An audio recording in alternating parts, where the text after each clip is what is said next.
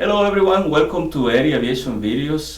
My name is Erasmo Eri Malacara and I'm a flight instructor here on the airport of Edinburgh, Texas, and I'm here with my friend Michael, who recently finished his check ride, his private pilot check ride, and he's going to be sharing with us his experience and he's going to try to help us out to understand what to expect on the check ride. During the check ride, one of the biggest things that I felt was a big concern was the fact that I was really nervous. I felt that I was going to forget a lot of the stuff that I had learned from Eddie Aviation. But with the confidence that Eddie instilled in me and the studying that I did, I was able to be able, obviously, to overcome it. But one of the biggest things before I even got there was trying to control my nerves and trying to remember everything that I had previously learned. Every check ride is going to be different. No one really understands what the check ride is going to be consisting of other than what the PTS has. The examiner can have it in so many different ways. And right there, Michael, he mentioned two things that I've been on several check rides also, and I feel connected with Michael because exactly what happens when we go to a check ride. First, we don't feel ready. We don't feel 100% ready to go. We feel the day before the check ride, the night before the check ride, we feel the need to study something, to fly some maneuver, to do something. So that's one of the characteristics that you're going to observe in your check rides. Like Michael, he was explaining, we are not going to feel 100% ready. That's something normal. That's something normal. But if your instructor is telling you that you are ready, he makes sure that you are ready. So I'm sure you are ready. That sounds like a tongue twister. But that's the first thing. Don't expect to feel 100% ready for the check ride. The another thing that Michael he was mentioning was the nervous, the stress. It's only the fact that it's a check ride, a test, it put our nerves like that. And the reason is we don't like to be checked out.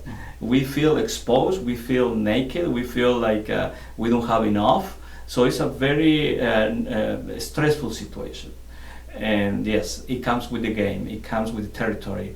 It's normal also to feel very, very nervous. Now, Michael, I would like to ask you if you can walk us, how was your experience since you took the plane there and you met the inspector? How was the experience with you? Well, it was obviously new to me. I've never done something like this before. So when I got there, I arrived there. Eddie had asked me to arrive there about 30 minutes to an hour early, just so I can relax and get familiar with the environment that's there, because it's new to everyone that doesn't know the examiner. I sat there and waited there for about 30 to 45 minutes waiting for him to arrive there. One of the biggest things that Eddie said was to always make sure that you're there waiting for him and him not waiting for you. That was a big thing that really impacted the examiner, because that was the first thing that was brought up as soon as he showed up. That brings us to another some very important thing that I'm observed through the years doing check rides is just by the way that you walk with the inspector, he already make an idea what's going to happen with you. If you walk in with all papers falling here and there, you come late, all without any kind of organization, immediately he knows this pilot is not ready. Just by the way that you walk in, the way that you present yourself. So that's why it's important to get earlier and to have everything ready in a little manila folder, everything in order, to the point that you just open the manila folder and everything is going to continue the sequence. That there eliminates the confusion factor that happen in this kind of experiences. And of course, nothing is going to be perfect. It's a check ride and we expect, everything needs to be perfect. No, it's going to be a lot of mistakes, and the inspector, he wants to see how you are going to fix those mistakes, and he's going to allow you, and some of those mistakes he's going to produce for you just to evaluate you, to see how you are going to handle it. What you're going to do? Are you going to cry like a little baby and let the controls go on the plane, or are you going to continue searching for ways to fix the situation? And Eddie's right. One of the biggest things that I had was, like I said earlier, I was so into focusing on the west side of the field. I was determined that that's where we were going. I was confident enough that that I knew I can do everything over there. I can find my during the loss procedure section of it, I knew I was going to be able to find my way because I was so familiar with the area. And I had to overcome this situation like this because now my examiner told me we're going to a different field. That's very interesting. I like to point it again because since it's a check ride, since it's a test, we go with the idea that everything needs to be perfect. Everything needs to go without any problem or any obstacle. And no, my friend, the check ride, you're going to make a lot of mistakes. Some of those mistakes you will say, how in the world I'm making this mistake? But it's designed to do that, to happen that way, for you to make mistake and to correct it. I've been on some check rides. I've been on 14 check rides of my career, and some of those check rides, when I land and I walk with the inspector, I know inside me I don't pass. He's going to just let me go without my ticket. But then he's playing me that how I handle the obstacle, how I handle the problem, how I handle the emergency, and then he give me my ticket. Now, I'm not saying that if your performance is below your PTS, your standards minimum, they're going to give you a license. No, no, no. He's there to make sure that you are on the standards. But at the same time, he needs to evaluate you, how you're going to react when something goes wrong. When something goes perfect, you're not going to impress him. If your steep turn went perfect and you keep your altitude, you're not going to impress him. He wants to see Michael, how he react when the engine quit in the middle of nowhere. How is going to be his reaction? So he's there to test it. So what I'm trying to say is, yes, you're going to make big mistakes in your check ride, but you need to find a way to fix it and keep on going with the check ride. Now, Michael, guide us please about the oral portion of the test. How did it go? You get there, you arrive to the office of the inspector, how it develops the oral portion?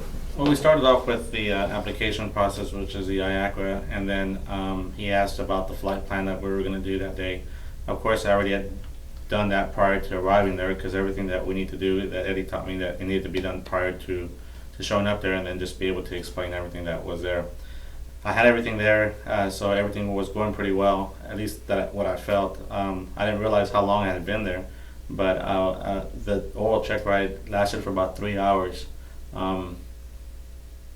I felt that I did pretty well. I mean, he wasn't really hitting me on a lot of stuff other than very minor stuff, and it still lasted about 3 hours. I was told by other students that it was going to be about an hour and a half on the ground, and it ended up being twice that. So be prepared for a longer check ride than what people are telling you. So like I said, mine lasted for 3 hours, and it wasn't really anything other than diverting the flight plan that was already initially given to me.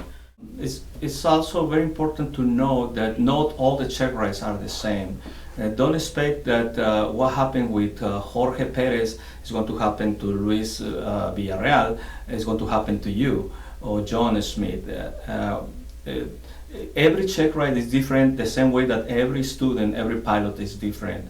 And it's to the criteria of the inspector how he's going to test the candidate. So I hear sometimes, well, he tests me on these areas, and another guy say, well, he tests me on these areas. It's not, it's different. That's what I want to say.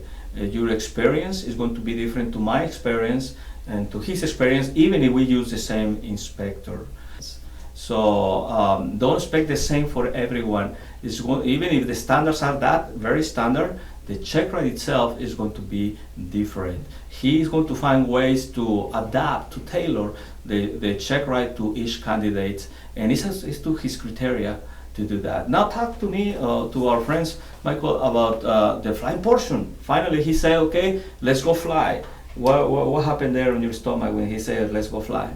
Well, we went to go fly, and of course, I felt a little bit at ease because I knew that I had passed one portion of the check ride, which was the oral part. So we went ahead and went up, and the student had told me that it's going to be like another hour and a half in the air, and you're pretty much done. In the air, that lasted for me, I think it was another 2 hours and 20 minutes or something like that. So it was a long check ride overall with the oral and the flight portion of it.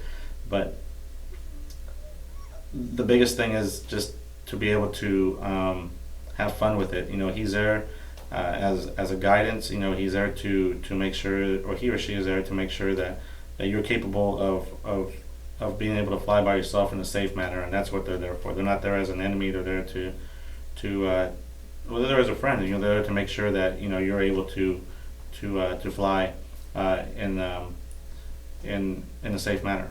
And that's very important also that Michael pointed to that, because in reality, in order to help your stress, your nervous, it's good to think that you're going to be flying with a very high experienced pilot, a pilot with a lot of hours. And his main concern, more than give you a license, is for you to don't get killed or have an accident or kill someone on the ground. So you need to understand, okay, it's a check ride, it's a test, but at the same time, I want to be flying with somebody that have a lots of hours on the airs, a lots of experience, a lots of emergencies, and he's going to evaluate you to decide if you really met the standards of a pilot. Sometimes I think myself, okay, if I was an inspector, how am I going to test this pilot that chose for the first time? I don't know him or her. It's the first time he come to me, and then I need to decide if I give him his license or no. I never flew with him before. So what I will do, I will open my bag of tricks for the last 18 years that I've been flying, and I want to throw him all kind of emergencies and situations that are that can jeopardize his security. And then I will notice his reaction, how he will react or she will react. And that's how I'm going to evaluate that. But in the end, if the inspector says no, if you don't pass your test, personally, I'm thinking he's making us a favor. He found something that is going to put your life in danger, your family's life in danger, and people on the ground in danger. So when one inspector says, okay, you don't pass, I take that as a personal favor. He catch something that that me, as an instructor, I don't catch it. So big deal. You don't pass the first time, then you come back with the instructor, and then you redo those portions that you don't pass, and go back with the inspector, because you are going to be tested mainly on the areas that you don't pass. You will receive credit for the areas that you pass satisfactorily. So in the very end, if the bad situation is going to happen, you don't pass, well, you will come back, receive additional instruction, and you will pass the second time. It's no limit for this, so that can give you also peace of mind. And finally, Michael, when you finally land and go in the office, describe me, what was your emotions? What was going on around you? Well, I didn't know what was going on. I didn't know if I'd passed or failed. I mean, of course, they won't tell you that. And I asked him if I had passed or not, and he was like, "Well, we wouldn't be wasting our time here if you hadn't passed." So I was pretty relieved at that point, and the confidence. I know the confidence level really jumped up on me. I've been still on a high, I guess I would say, and it's been a couple of months already. So it was a great experience. And something else that you want to add to our friends that they're going to take the check ride soon? Well, just believe in your instructor. He knows what's right for you. He knows what's wrong for you. If he feels you're not ready, you're not ready. But even like with me, I felt I wasn't ready, and he set me and pushed me to my limits, and I ended up going and passing. So it was a big confidence booster.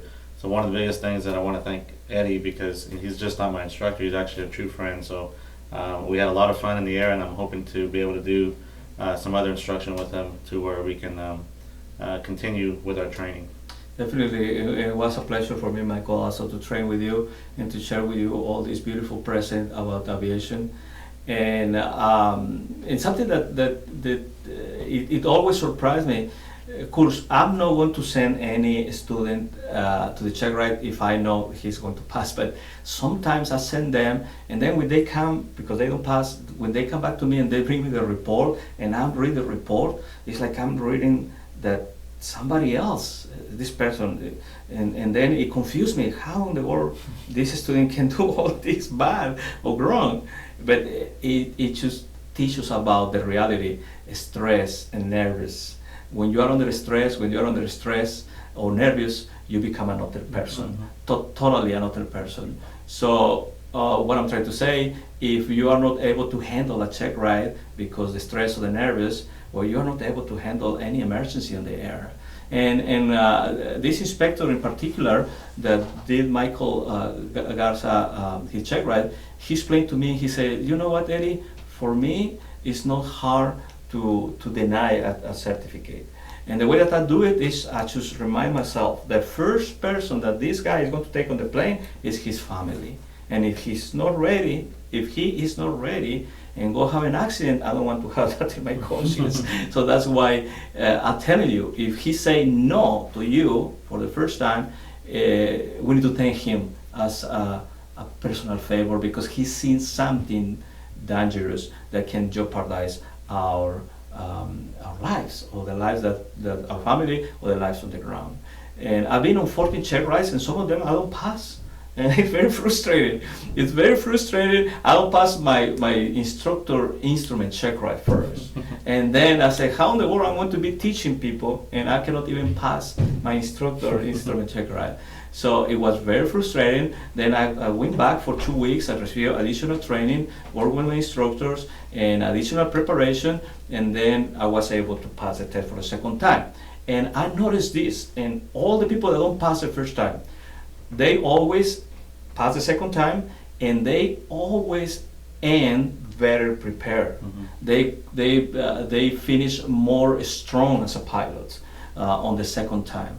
Now, of course, this is not the ideal situation that you don't pass the first time. I'm not saying that. What I'm saying is, well, if you don't pass the first time and you pass the second time and you finish better prepared as a pilot, I feel that like a good thing, to the point that why we don't pass.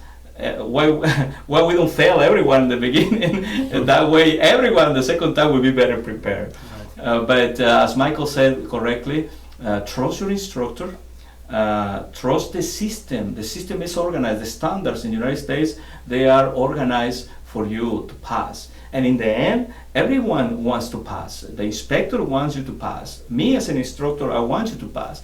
You want to pass. Everyone wins if you pass. So think that way, and that for sure it will give you some kind of release. I say some kind because you don't will be able to sleep or relax or rest till you have your ticket in your hand. So that's it. That's all what we have for you, my friends. I hope this video is going to help you out in your experience on your check ride. And meanwhile, please keep the sky safe and fun, and we see you the next time.